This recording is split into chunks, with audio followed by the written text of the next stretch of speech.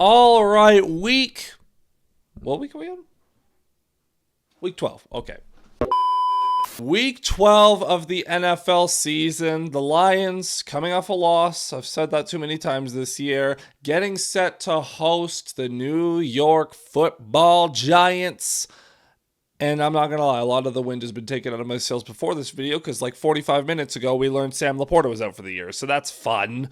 But life in the NFL moves on. So Lions, Giants on Sunday. We're going to break down everything that you need to know about whether or not the Lions can get back on track following a loss on Sunday to the Philadelphia Eagles. But before we do, if I could get you to hit that like button and subscribe to the channel when notifications turned on. And let's go ahead and get into it.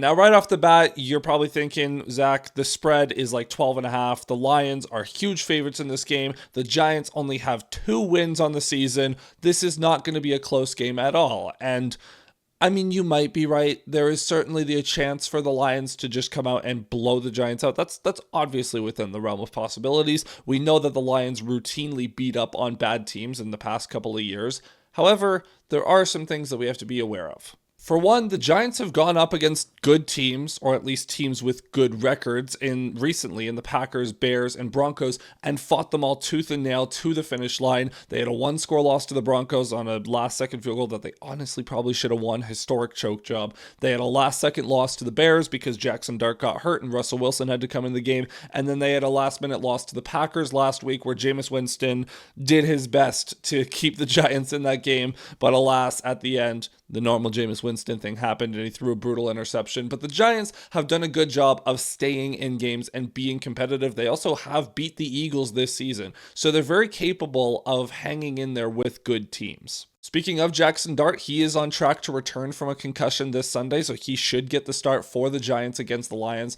and that is a massive boost because obviously Jameis Winston is very turnover prone. Russell Wilson just sucks. Jackson Dart is young, he's exciting, he can make things happen with his legs, and he is at least going to provide a little bit of a spark to that Giants offense that is hurting since Malik Neighbors is out for the year with a torn ACL. Cam Skadabo is out for the year, and he was an electric rookie in his own right. So a lot of the gusto of the Giants offense has been taken away, but Jackson Dart is there and he is going to do his best to lead them to at least a little bit of success, and he probably can. Obviously, he's going up against a Lions defense that has been firing on all cylinders this season. The Lions in 10 games have not allowed a 100-yard rusher. They have not allowed a 300-yard passer. They have been very, very solid, coming off a great game against the Eagles where they held the Eagles to under 4 yards per play. Kelvin Shepard, with a beat-up unit, has these guys just playing out of their mind, and reinforcements are on the way. It seems likely that DJ Reed is going to return to action this Sunday, so that's going to be a big boost. You have Amik Robertson, who's been playing well, Rock Yassin, who's been playing fairly well, and now you add DJ Reed, who's your number 1 corner. That should be a big boost, and it will just bolster that secondary a little bit more. I don't quite think Josh Pascal or Marcus Davenport are ready to return, but Malcolm Rodriguez will continue to bolster that linebacker room, which is already spectacular, so that's another positive. He'll help out on special teams as well. Overall, the Giants offense, let's be honest, it might be a tough day for the Giants offense. Although Jackson Dart should be able to make a couple of plays, he's going to have a difficult time against a very good defense. I do think the Giants will have some success between the 20s because the Giants are middle of the pack, slightly above average in terms of their yardage per game, but where they struggle is finishing drives. Their points per game is a lot lower. They are down at 23rd, averaging just 21 points per game. So the Lions, I think that's where it's going to be a little bit more bend, don't break, where maybe the Giants chew up some yards, they get into scoring range, but then you hold them out of the end zone and you keep them to field goals instead of touchdowns. That's how I think this game will probably go. I don't think it's going to be as big of a blowout as it probably could be, or that the Lions have grown accustomed to in the past against bad teams. I think it'll be kind of a normal game, like think similar to maybe the Browns game or the Bengals game, where the Lions are just clearly the better team and they pull away with it, but I don't think it's going to be like an embarrassment for the Giants by any stretch. I think they're going to be able to do enough things on offense to keep this one at least relatively close and force the Lions offense to make plays. Speaking of the Lions offense, I mentioned off the top, Sam Laporta out for the year. He was on IR anyways. He was going to miss this game regardless. But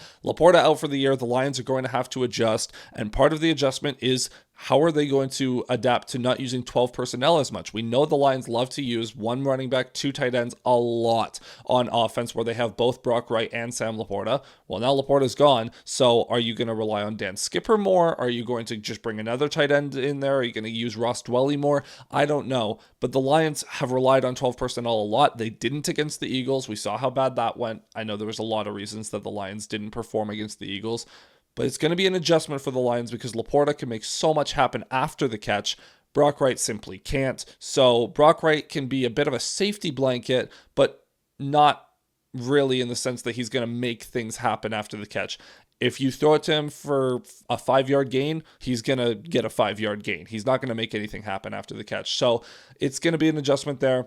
Amon-Ra coming off of a game where he had 12 targets and just 2 catches. He's got to be better. But this is another opportunity for Jameson Williams to shine, as with Laporta out of the way, JMO should be a lot more involved in some of the more underneath and over the middle concepts because he can make things happen after the catch. Obviously, we saw on the 40-yard touchdown he had against the Eagles last week. I think Williams is going to continue to get more involved here because they need him to generate after the catch for this offense to keep moving. The most interesting matchup for this game, though, is going to be the Lions' interior of the offensive line going up against Dexter Lawrence on the Giants, and obviously they got Brian Burns off the edge as well, so the Giants have a couple of really talented guys. They have Abdul Carter, who was a top 3 pick this year, hasn't really lived up to that so far, but he is still talented. But the thing for the Lions is the interior of the offensive line had a horrible game last week that got beat up by a fantastic Eagles front. The Giants have some pieces up there that could be disruptive for the Lions. But that being said, the Giants have not been good. In the past 5 weeks, this from Jeremy Reisman on Twitter, the Giants have allowed 175 rushing yards per game, 6 yards per carry, and 1.6 rushing touchdowns per game. And he says, if the Lions can't get the run game going this week, then it may be time to panic. I have faith that they should be able to, but it is worth noting that the Lions have struggled against teams with good defensive lines. The Giants have good players on that defensive line. Whether or not they work cohesively against the run is a different issue. Their linebackers, their secondary, The Lions should be able to move the ball, but we know that this Lions offense is, when they run the ball, they're one of the best in the league. When they can't run the ball, they are, definitely below average, possibly even outright bad. So it's imperative for the Lions to get the run game going and for guys like Graham Glasgow, Coyote Awashika to contain Dexter Lawrence and don't let him disrupt everything you're trying to do. Taylor Decker and Penei Sewell to keep Brian Burns in check. Penei Sewell got his lunch money taken on at least one play by Jalen Phillips last week, and I bring that up because it was a critical play. It was a 4th down, and Penei Sewell, he's battling that ankle injury, so he's not at 100%. I would worry a little bit about Brian Burns and his ability to disrupt this game. Taylor Decker's also doing his normal not practicing thing this week, so he's not going to be at 100%. There's a possibility he doesn't even play. It's just something to be aware of. The blueprint for the Giants is simple. Like I said, they'll probably be able to move the ball at least a little bit on offense, so even if they're getting field goals, that's still points, and then they just need their defensive line to muck things up for the Lions offense. That's the blueprint, is can you stop the run, be able to pin your ears back, and then Brian Burns and Dexter Lawrence can be even more disruptive.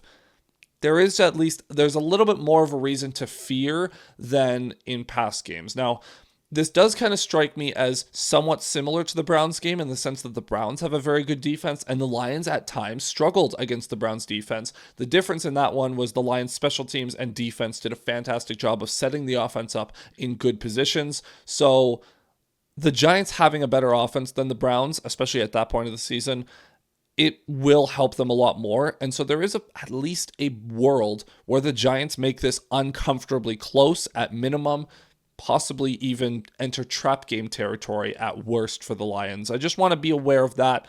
They have really good pieces, and I am at least aware of what they bring and what danger they possess.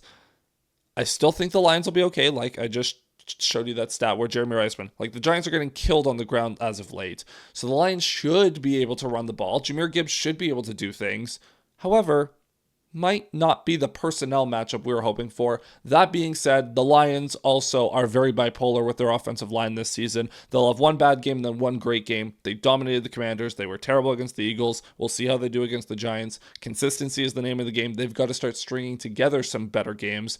And this is honestly, I hate to say must win, but if you want to make the division, and honestly, it is kind of must win for the Lions. The Lions have 4 losses on the season. They're 6-4. You have games against the Packers, against the Rams, against the Bears, who have a good record. Like, you're playing good teams down the stretch.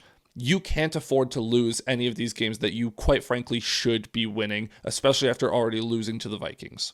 The Packers game on Thanksgiving will mean a lot for the division race, and if the Lions lose that, they're probably out of winning the NFC North this year. But if they want to make the playoffs in general, you got to take care of business in games like this, which I fully expect the Lions to do. The Lions, we've talked about it before, are fantastic coming off a loss in the Dan Campbell era, so I have full faith that they will come out ready to go at home, wearing the black jerseys, the Motor City Muscle jerseys. I just want to be aware, like, this is not a meaningless game for the Lions. Like, there is a ton of meaning to this game for Detroit. They have got to win. They've got to bank wins when they can. There's no more messing around. We are getting to the point of the season where we can't be having some of the same repeated failures and mistakes over and over again. Like, at some point, if we have bigger aspirations for the season, and we're supposed to, the Lions have got to start playing better and more consistently, especially on offense, especially with the interior of the offensive line, especially with running the ball more consistently. Maybe that's getting David Montgomery involved. The defense is playing very, very well. The offense has got to level up to match them going down the stretch of the season, going into December, and hopefully into the playoffs and beyond. Like I said, I fully expect the Lions to win this game, and this should be similar to the Commanders game where it's let's just take care of business. But that being said, this is a significant game for the Lions. They've got to come out, play with purpose, play to their strengths, play with their identity and their brand of football, and they've got to remind everyone that, yeah, this team is good. Now let's move on to Thanksgiving. That's the goal. Take care of business, move on to a huge game on Thanksgiving, and we'll see what happens there. So that's going to be it for this video. Thank you so much for watching. Be sure to leave a comment with your thoughts on this game down below. I would love to hear what you have to say, whether you're a Lions fan, Giants fan, fan of a neutral team that's just been observing the Lions over the last few weeks, because I know I have a lot of fans of rival teams out there following me at this point. So be sure to comment your thoughts on this game. And of course, if you've made it this far, consider hitting the like button down below and subscribing to the channel with notifications turned on. As always, I will be live for this game on Sunday. So if you want to come hang out during Lions Giants, you can see my live reaction to it and just hang out in general. So that's another reason to have the notifications checked, is so that you don't miss that stream on Sunday. And obviously I'll be back after that game with a post-game reaction as well. So until then, my friends, have a good weekend. Enjoy the football. Cheers.